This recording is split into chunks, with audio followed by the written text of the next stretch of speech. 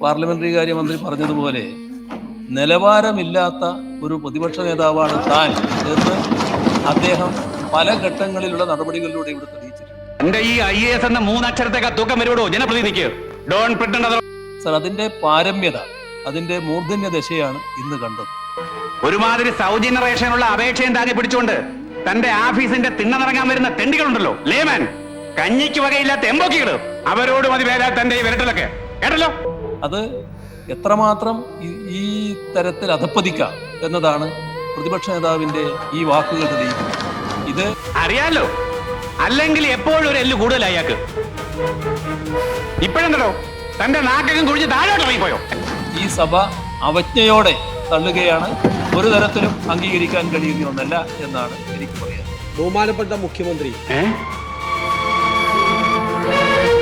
ബഹുമാനപ്പെട്ട പാർലമെന്ററി കാര്യമന്ത്രി എനിക്കെതിരായിട്ടുള്ള വ്യക്തിപരമായ പരാമർശങ്ങൾ നടത്തി.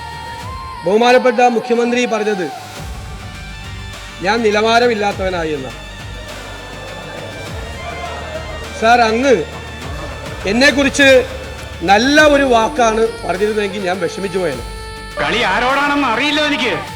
എല്ലാ ദിവസവും പ്രാർത്ഥിക്കുമ്പോൾ ഞാൻ പ്രാർത്ഥിക്കുന്ന ഒരു കാര്യം, അങ്ങയെ പോലെ ഒരു അഴിമതിക്കാരനാകരുതെന്നും അതുകൊണ്ട്